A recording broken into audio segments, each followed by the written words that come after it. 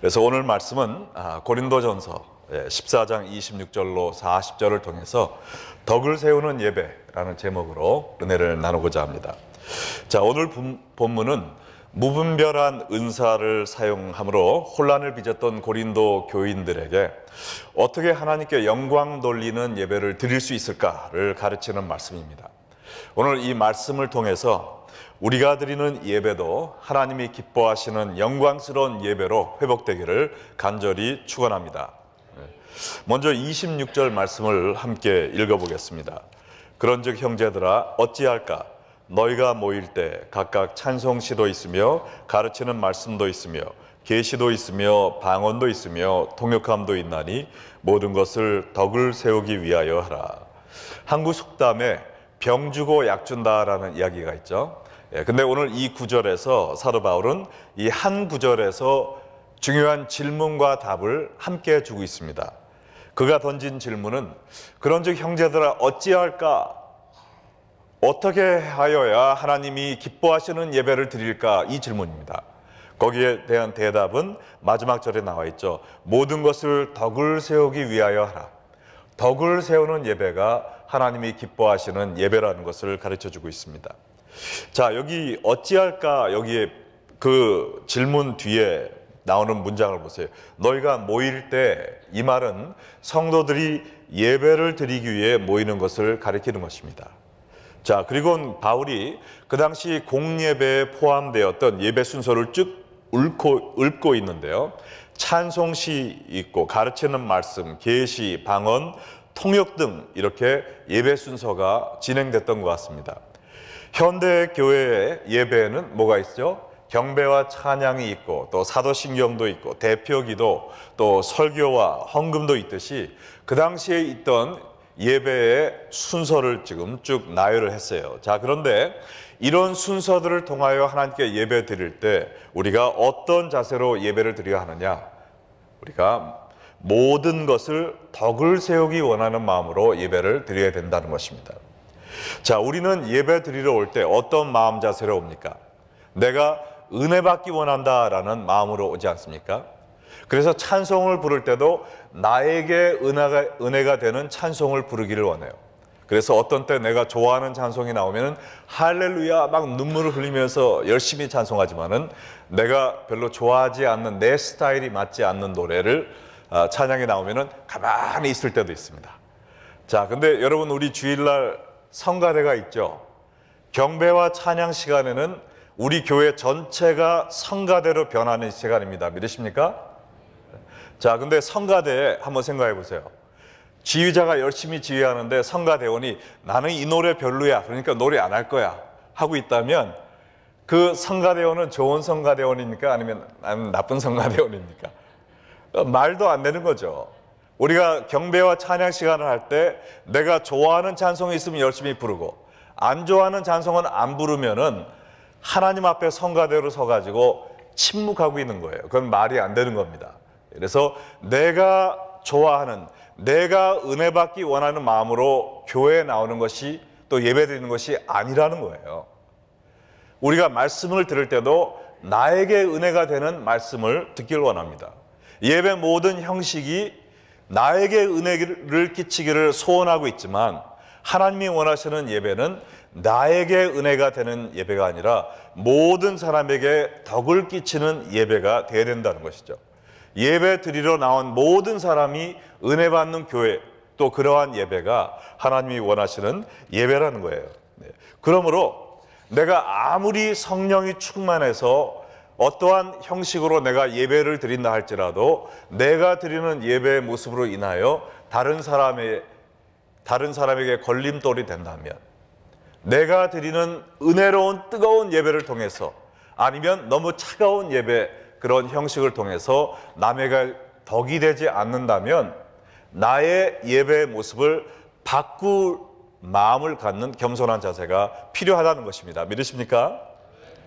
자, 사도 바울이 고린도 교회에게 이런 말을 한 것은요, 고린도 교회 예배에 남들에게 덕을 끼치지 못하는 부분이 있었기 때문에 그렇습니다. 자, 오늘날 우리 교회는 고린도 교회와 예배 순서도 다릅니다. 그래서 여기에 나온 구체적인 내용들이 우리에게 해당되지 않을지 모르지만, 그러나 여기에 있는 바울이 지적한 예배의 원리들은 어느 교회나 다 적용이 된다고 믿습니다.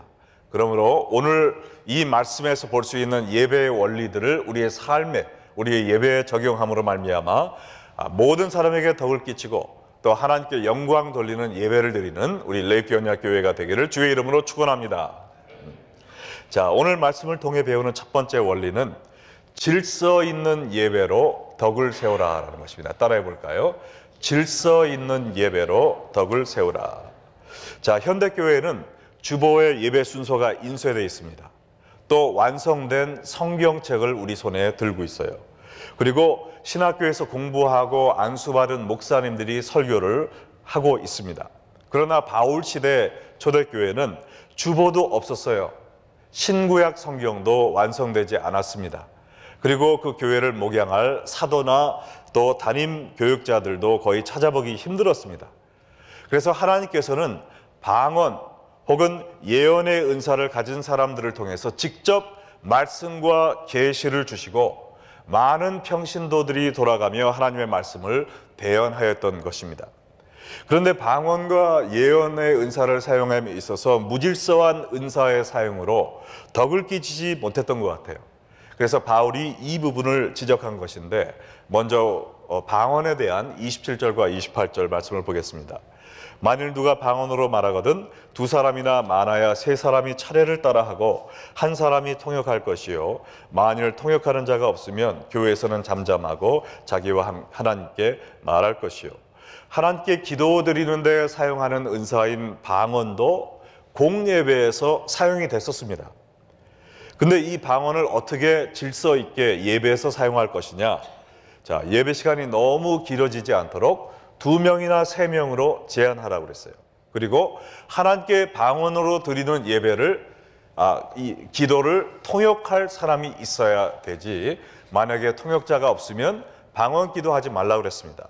그냥 개인적으로만 기도하라고 얘기했어요. 자, 29절과 30절에 보면 예언의 질서에 대해서 나와 있는데 한번 읽어볼까요?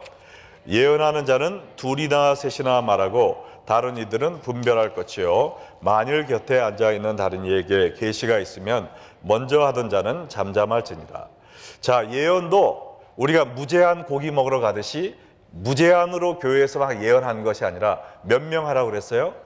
2명 내지 3명이 예언하게 하고, 듣는 자들은 무조건 그 말을 받는 것이 아니라 뭐 하라고 그랬습니까? 분별하라고 그랬어요. 누가 예언합니다, 말씀을 전합니다 라고 그래서 마음을 활짝 열고 무조건 아멘 아멘 하는 것이 아니라 그 말씀이 진실로 하나님의 말씀인지 분별하면서 들어야 된다는 것입니다. 믿으십니까? 제가 하는 말씀도 아이고 강 목사님 뭐 신학교 나오고 그랬으니까 이상한 말 안 하겠지, 그렇게 생각하지 마시고, 제가 혹시 약간 돌지 않았는지, 약간 이상한 말 하지 않았는지 여러분 항상 말씀에 견주어서 시험하면서 들어야 될 줄로 믿습니다. 자, 근데 특별히 이 예언하는 말, 현대교회도 예언하는 사람들이 있어요. 이것을 우리가 조심해서 들어야 됩니다. 제가 풀러 신학교 다닐 때 제 신학교 교수 중에 한 분의 이름이 존 윈버였어요. 존 윈버가 누구냐? 미국에서 가장 유명하고 영향력 있는 순복음파 계통인 비니어드 교회를 창시한 사람이에요. 미국과 캐나다에 얼마나 많이 퍼져 있습니까? 아름다운 찬양을 많이 작곡하고 또 예언의 은사가 참 많이 발휘되고 있는 교회죠. 근데 이 존 윈버 목사님이 평생 자기에게 사람들이 해준 예언을 다 적었대요. 나중에 보니까 6,000개가 넘는 예언이었습니다. 그 예언 중에 몇 프로가 실제로 이루어졌나 한번 계산을 해봤더니 1%밖에 되지 않는다는 거예요. 1%. 99%의 예언이 다 거짓 예언이었습니다. 그래서 이 존 윈버 목사님이 비니어드 무브먼트에 있는 모든 목사님들을 모아놓고 수련회하면서 경고했다는 것이죠. 그냥 아무 말이나 내뱉으면서 그것을 예언이라고 자기의 생각을 예언으로 포장하지 말라는 거예요. 거짓 예언자가 되지 않도록 조심하라고 경고하고 또 경고했다는 그 말씀을 우리 신학교에서 직접 제가 들었습니다. 네. 그 예언하는 사람들도 조심해야 되죠. 예. 그러나 듣는 사람들은 더 조심해야 된다는 거예요. 예. 그래서 우리가 믿을 거는요 하나밖에 없습니다. 성경 말씀. 할렐루야. 그 외 간증, 예언 이런 것들은요 참고만 하는 거예요. 무작정 믿으면 큰일 납니다. 오직 성경 말씀만 믿고 그 외의 모든 것은 참고하며 나아가는 자가 흔들리지 않은 믿음을 가진 성도인 줄로 믿습니다. 자, 예언에 관한 또 하나의 질서가 나와 있죠. 한 명이 예언하다가 옆 사람에게 계시의 말씀이 임하면 그 사람이 하던 말을 멈추고 그 다음 사람이 예언하게 한다. 자, 근데 그 다음 절을 보면은요 우리가 좀 깜짝 놀랄 만한 이야기가 나와 있습니다. 이 예언의 은사는 몇몇 특정 교인이 받은 것이 아니라 모든 교인들이 받은 것이라 라는 이야기가 나와 있어요. 31절과 32절을 보면 너희는 다 모든 사람으로 배우게 하고 모든 사람으로 권면받게 하기 위하여 하나씩 하나씩 예언할 수 있느니라. 이 말을 지금 영어 문법으로 이렇게 하면은 모든 사람으로 배우게 하고 모든 사람으로 권면하기 위하여 너희는 다 하나씩 하나씩 예언하라 이 말입니다. 돌아가면서 하나씩 하나씩 차례대로 예언할 때 모든 사람이 예언하고 그 예언으로 인하여 많은 사람들이 배우고 성장할 수 있다는 것이죠. 자, 근데 성경에서 이야기하는 예언은 미래에 있을 일을 미리 얘기하는 fortune telling이 아니라는 거예요. 하나님 말씀을 선포하는 것입니다. 그러므로 우리가 말씀을 통해서 느낀 것들, 또 성령이 감동해서 기억나게 하는 것들을 서로 나눌 때 그 말씀을 통해서 모든 성도들이 함께 자라가고 성장되는 것을 이야기하고 있는 것입니다. 그래서 이 말씀을 선포하고 전하는 것은요 목사님들만 하는 것이 아니에요. 제자 훈련 인도하는 것은 성직자들만 하는 것이 아닙니다. 모든 예수 믿는 사람들은 말씀을 가르칠 의무와 권리가 있는 것입니다. 할렐루야. 네. 그래서 우리가 전부 다 예언하는 자가 되어야 돼요. 말씀을 선포하고 가르치는 자가 되어야 됩니다. 그래서 우리 교회에서 제자 훈련을 저만 인도하는 것이 아니라 이제 평신도들이 인도하는 그런 시스템으로 나간 것 성경적인 줄로 믿습니다. 네. 아멘이 쬐게 약하네요. 다시 성경적인 것으로 믿으십니까? 네. 그리고 우리가 토요 중보기도 할 때 인도하는 분들이 평신도들과 우리 전도사님이 인도하시면서 또 설교 말씀을 짧게 전합니다. 이것도 성경적이에요. 말씀은 우리 신성훈 목사님들도 그랬잖아요. 목사님들의 전유물이 아니라 모든 성도들을 위한 것이고 우리가 배워야 되고 알아야 되고 또 나눠야 되고 전파하고 선포해야 되는 것을 믿으시기 바랍니다. 자, 그래서 모든 성도들이 하나님이 주신 은사를 사용하여 교회를 섬기며 예배에 동참하는데 단 하나님의 뜻대로 질서를 지키며 해야 된다는 것이죠. 그럴 때 덕을 끼치는 예배, 하나님께 영광 돌리는 예배가 된다는 거예요. 자, 우리가 질서 있는 예배를 드려야 하는 이유가 33절에 나와 있죠. 하나님은 무질서의 하나님이 아니시요 오직 화평의 하나님이시니라.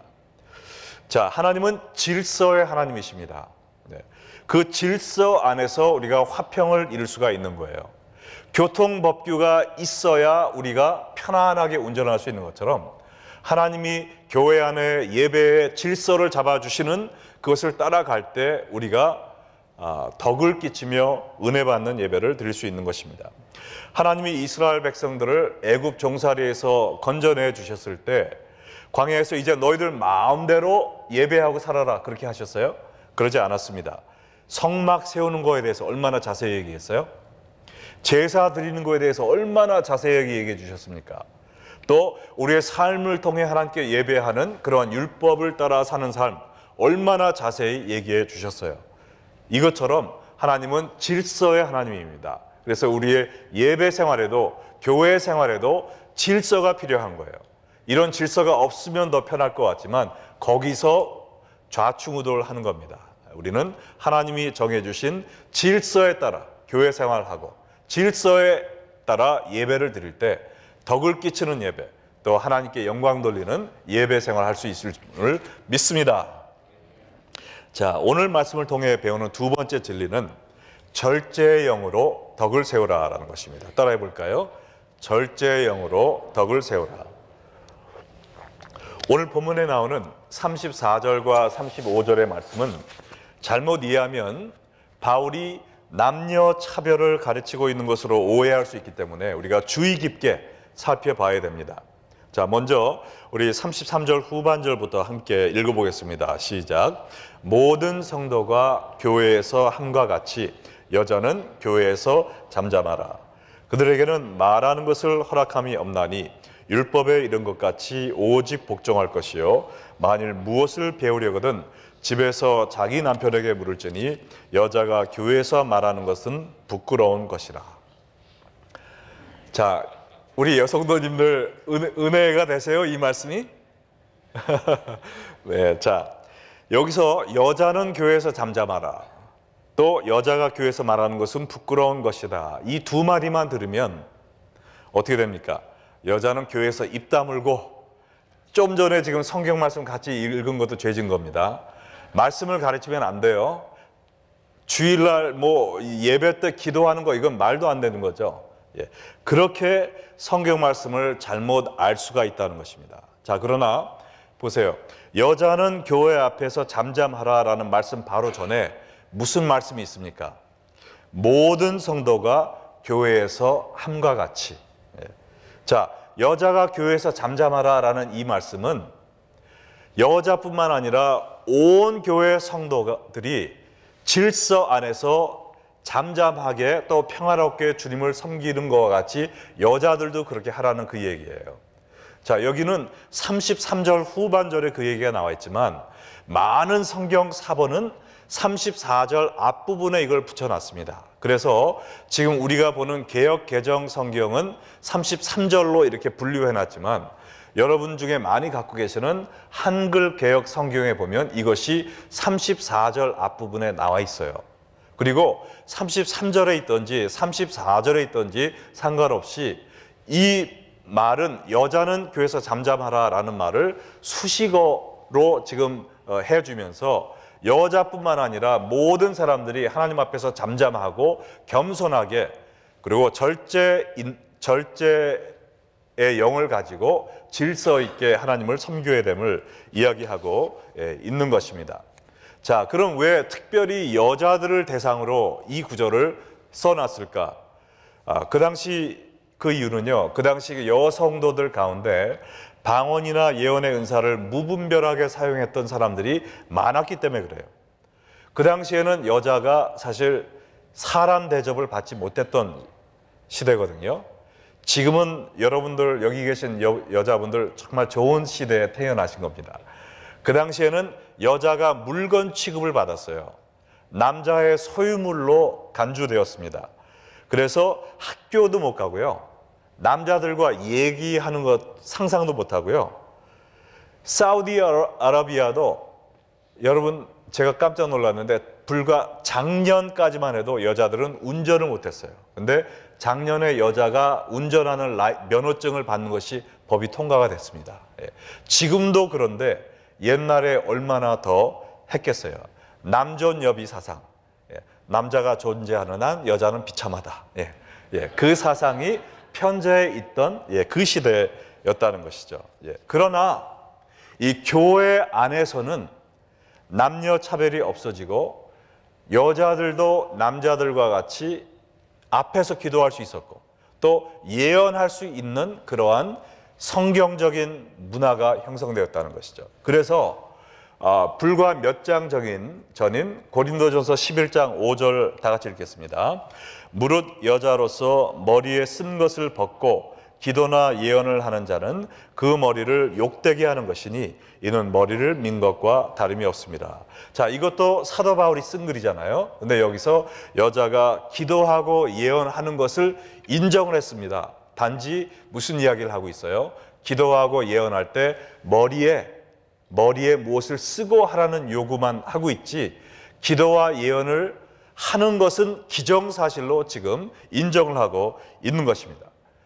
이 사도 바울뿐만 아니라 사도행전으로 넘어가면요, 2장 17절 18절에 보면 주전 500-600년 전에 쓰여진 그 요엘서를 인용하고 있는데, 하나님이 말씀하시기를 말세에 내가 내 영을 모든 육체에 부어주리니 너희의 자녀들은 예언할 것이요 너희의 젊은이들은 환상을 보고 너희의 늙은이들은 꿈을 꾸리라. 그 다음에 뭐라고 그랬어요? 그때 내가 내 영을 모든 남자들에게 부어주리라 그랬습니까? 남종과 또 무슨 종? 여종에게 부어주리니 그들이 뭐 할 것이라고요? 예언할 것이요. 남종과 여종이 다 예언할 것임을 이미 예수님 오시기 600년 전에 예언자를 통해서 선포하셨어요. 하나님 앞에는 남녀의 차별이 없습니다. 믿으십니까? 남녀노소, 빈부, 교육의 차이에 상관없이 우리 모두는 하나님의 형상대로 지음받은 동등한 인격체라는 것이죠. 그래서 바울이 또 갈라디아서 3장 28절에 이렇게 얘기했죠. 다 같이 읽겠습니다. 너희는 유대인이나 헬라인이나 종이나 자유인이나 남자나 여자나 다 그리스도 안에서 하나이니라. 남녀 구별이 없어요. 종과 주인도 구별이 없습니다. 우리는 모두 다 하나입니다.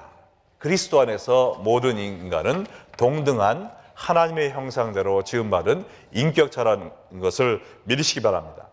자, 그러면 다시 한번 왜 여자들은 교회에서 조용하라고 했을까요? 여기서 바울은 모든 여자들에게 조용하라라는 그런 블랭켓 스테이트먼트를 하는 것이 아니라 교회에서 무분별하게 방언하고 예언함으로 말미암아 소란을 피운 여자들을 향해서 이야기하고 있는 것입니다. 사회에서 압박과 소름에 사무쳐 살다가 교회에 와서 자유를 얻고 또 하나님으로부터 은사를 받고 너무나 흥분한 나머지 무분별하게 질문하고 말하고 또 방언하고 예언함으로 남들이 덕스러운 예배를 드리지 못하게 한 여인들에게 절제하세요 라고 이야기를 하고 있는다는 것이죠. 우리가 남녀를 불문하고 우리 모두는 성령의 열매 중에 하나인 절제의 영을 받아야 될 줄로 믿습니다. 우리가 부정적인 말, 자랑하는 거, 하나님을 모욕하는 더러운 죄의 습관, 물론 이 악한 것들은 당연히 절제해야 되죠. 그러나 그뿐 아니라 선한 것들이라 할지라도 남들에게 덕이 되지 않는다면 절제하는, 도를 넘지 않는 삶을 살아야 된다는 거예요. 여러분, 지식의 은사도 절제해야 됩니다. 예를 들어서 성경 공부하고 있는데 어떤 한 사람이 답을 좀 잘못 얘기했어요. 그때 지식이 많은 어떤 사람이 형제님 착각하셨네요. 이 말씀은 그게 아니잖아요. 하고서 사람들 많이 있는 데서 거기서 막 가르칩니다. 그거 덕이 될까요? 아니면 상처가 될까요? 상처가 됩니다. 네. 지식이 아무리 많다 할지라도 부드럽게 그렇게 생각하실 수도 있겠네요. 그러나 앞뒤를 볼 때 제가 보기에는 이 뜻인 것 같네요. 어떻게 생각하십니까? 아니면 혼자 있을 때 이렇게 또 가르쳐주고. 지식의 은사도 절제해야 덕이 되는 거예요. 은사가 많다고 해서 좋은 게 아닙니다. 덕을 세우는 것이 하나님께 영광되는 것임을 믿으십니까? 예. 또 말씀도 절제가 필요합니다. 친구하고 만났는데 맨날 그 친구는 얘기할 틈도 안 주고 그 친구한테는 나는 배울 마음이 하나도 없어요. 무조건 내가 아는 것만 계속 구절을 읊어대면 그 사람이 은혜를 받을까요? 아니면 아이고 도망가, 저 사람 또 왔어. 이렇게 되지 않겠습니까? 말씀도 지혜롭게 절제의 영을 가지고 말할 땐 말하고 들을 때는 듣고, 그래야 하나님이 영광을 받으시는 겁니다. 찬양의 은사도 절제가 필요할까요? 안 할까요? 절제가 필요합니다. 제가 아는 분이 다니는 어느 교회 목사님이 새로 오셨는데 성악을 전공한 분이에요. 그래서 첫날 설교하시기 전에 설교 강대상에서 이렇게 쫙 내려가시더니 피아노에 딱 앉으시대요. 그래가지고 찬송을 먼저 쫙 하시는데 하늘에서 천사가 내려온 줄 알았대요. 너무나 은혜롭게 찬송을 잘하셨다는 것입니다. 그래서 할렐루야 하고선 말씀을 잘 들었는데, 두 번째 주일 또 설교 시간에 설교하기 전에 피아노로 쪼르륵 내려가시는 거예요. 그리고 또 이 특송을 하신 겁니다. 예. 날이 갈수록 특송하는 시간은 길어지고 설교하는 시간은 짧아져요. 설교를 들으려고 나와 있는데 이 목사님은 찬송하는 게 설교하는 것보다 더 좋아가지고 맨날 찬양 시간이 설교 시간보다 막 더 길어집니다. 교인들은 마음이 안절부절해지고 나중에는 덕이 되지 않았더라라는 것이죠. 모든 것이 때에 맞게 적당하게 결과로운 덕을 끼쳐 하나님께 영광이 되는 삶을 살아야 됩니다. 남에게 지적을 해줄 때도 조금 기분 살펴가면서 그 사람이 들을 만큼 해야지 맨날 만나면 조금만 줘보세요. 그것이 그 사람에게 덕을 끼칩니까? 아니에요. 우리는 절제형을 받아야 됩니다. 그래서 덕을 끼치는 삶과 예배를 살고 그로 인해 하나님께 영광 돌리는 그러한 삶과 가정과 교회가 되어야 줄로 믿습니다. 자, 근데 여기서 끝나면 좀 위험해져요. 여기서 말씀이 끝나면 그래, 그럼 나도 기도도 조그맣게 하고 찬송도 그냥 조금만 하고 나서지 말아야지, 절제형을 받아야지, 섬김도 남들이 하도록 좀 뒤로 숨고. 여러분, 고린도 교회는요 너무나 열심히 해가지고 지금 절제를 부르짖었거든요. 근데 사도 바울이 현대교회에게 얘기를 한다면 절제 얘기를 하지 않을 것 같아요. 좀 더 열심히 해라, 좀 더 열정적으로 기도하고 좀 더 열정적으로 말씀 배우고 열정적으로 선교하고 전도하라, 이 말씀 했을 것 같아요. 자, 39절과 40절 한번 다 같이 읽어보겠습니다. 시작. 그런즉 내 형제들아, 예언하기를 사모하며 방언 말하기를 금하지 말라. 모든 것을 품위 있게 하고 질서 있게 하라. 현대교회가 갖고 있는 문제는 고린도 교회가 갖고 있는 문제의 정반대라는 것이죠. 절제를 못해서 문제가 아니라 너무나 많이 절제해서 문제예요. 하나님을 섬기고 주님을 예배하는 것보다 너무나 재미있는 게 많아요. 즐기고 싶은 게 너무나 많습니다. 하나님 예배하는 것보다 나를 예배하고 우상화시키는데 너무 바빠가지고 열정이 사라진 세대입니다. 신령으로 예배드리는 모습이 사라진 세대가 되었어요. 우리는 사실 26절부터 38절 말씀도 중요하지만 우리가 드려야 될 말씀은 바로 39절인 줄로 믿습니다. 예언하기를 사모하며 방언하기를 금하지 말라. 찬양하기를 금하지 말고 예배하기를 쉬지 말고 성경 말씀 연구하기를 쉬지 말라는 이 말씀이 바로 우리가 오늘 들어야 될 줄인 줄로 믿습니다. 여러분, 영적인 은사를 사모하는 불을 끄기 위해 사도 바울이 이 이야기를 한 것이 아니에요. 우리가 하나님을 섬길 때는 항상 이 두 가지가 잘 밸런스가 됩니다. 열정과 질서예요. 질서. 질서만 있고 열정이 꺼진 교회는 어떻게 됩니까? 이건 이제 사양길을 걷는 거죠. 유럽의 교회가 그런 교회 아닙니까? 그냥 교회가 차츰차츰 불 꺼지듯이 사라지는 거예요. 질서는 없고 열정만 있는 교회는 어떻게 됩니까? 뜨거 하다가 이단으로 빠지는 겁니다. 많은 사람을 더 헐트하게 돼요. 하나님이 원하시는 교회와 예배는 뭡니까? 열정과 질서가 공존하는 교회예요. 우리 레이크연합교회는 이런 교회가 되기를 원합니다. 정말 모든 것이 평화롭게 덕을 끼치며 하나님께 영광 돌리는 질서가 있는 교회.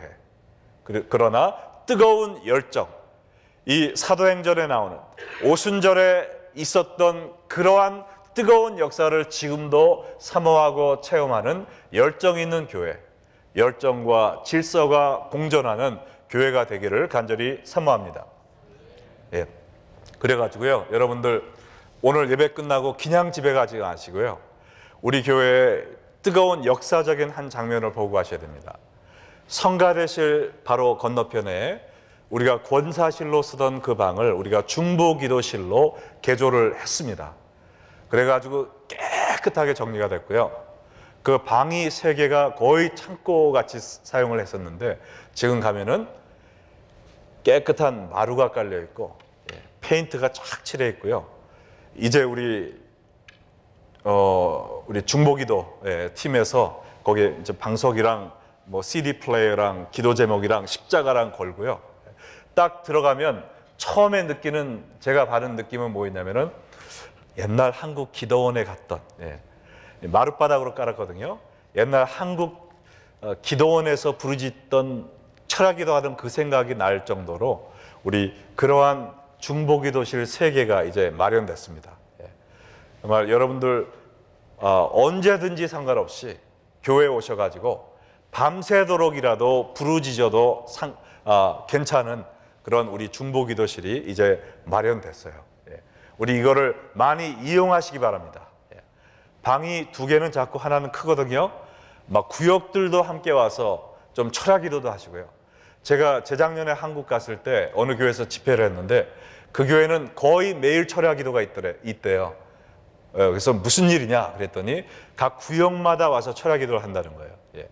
근데 그 철야기도를 밤 9시가 넘어가면 철야기도라고 부르더라고요. 근데 여하튼 그 여러분이 구역별로 모여서 또 선교회별로 모여서 또 가족별로 모여서 교회에 와서 뜨겁게 기도하는 그러한 열정적인 기도가 살아있는 레이피오니아 교회가 되기를 주의 이름으로 축원합니다. 그리고 말씀 사랑, 이 정말 우리 제자 훈련 새 학기가 시작됐는데요. 참 많은 분들이 30명이 넘는 새로운 또 제자 훈련 이렇게 등록하신 분들이 있어가지고 수요일 날 지금 2클래스로 하고 있고요. 또 다 마친 분들 이제는 바울 서신 1권을 시작해서 목요일 날 또 많은 분들이 해가지고 2클래스를 하는데 제가 주여 일주일에 4클래스 하다가 제가 이거 몸이 나만 할까요? 근데 그래서 해보겠습니다라는 마음으로 했는데 어떤 분들이 토요일 새벽에 해야 올 수 있다는 분이 있어가지고 또 토요일 날 또 하게 됐습니다. 그래서 지금 5클래스를 해야 되는데 지금도 지금 머리가 좀 뱅뱅 돌고 있는데 그러나 정말 많은 분들이 말씀을 사모하는 마음으로 또 주일 오전에 우리 허스카 장로님이 인도하시는 그 클래스도 꽉꽉 메어 터지고 오늘도 저는 이렇게 금요일 날 이렇게 많이 나오셔가지고 혹시 오늘이 부흥인 걸로 착각하신 거 아닌가라는 생각이 들 정도로 이렇게 말씀을 사모하고 정말 예배를 사모해서 많은 분들 나오신 거 너무나도 기쁘고 감사합니다. 정말 우리 교회는 설렁설렁하는 교회가 아니라 대강대강하는 교회가 아니라 주님을 섬기되 열심을 갖고 섬겨서 녹아서 없어지는 교회, 닳아서 없어지는 교회가 되기를 주의 이름으로 축원합니다. 그래서 저희가 지난주에 뭘 했죠? 신년 말씀 축제. 내년까지 아무것도 안 하는 거 그게 아닙니다. 우리가 3월 첫째 토요일 날 우리가 이번에는 기도로 뜨겁게 한번 우리의 영을 새롭게 살리고 지펴보자라는 마음으로 청지기 수련회를 합니다. 교회에서 하는 것이 아니라 안디옥 기도원에 다 올라가 가지고요. 여러 봉사직을 하고 있는 분들은 무조건 다 가야 되고요. 그리고 모든 교인들도 오고 싶은 분들 다 오셔가지고 우리 기도회 시카고에서 제일 뜨거운 분이 누구예요? 김광수 목사님 강사로 초청해서 제가 리더십 트레이닝 1시간 하고 그 전에 같이 밥 먹고 리더십 트레이닝 제가 하고요. 8시부터는 우리가 뜨겁게 예배와 기도 그래서 한 밤 10시가 넘도록 우리가 뜨겁게 기도원에서 한번 부르짖고 기도와 말씀의 용광로 속에 녹아져 가지고 금년 한 해 정말 주님이 기뻐하시는 열정과 질서가 있는 예배와 또 교회가 되기 위해서 우리가 청지기 수련회를 개최를 합니다.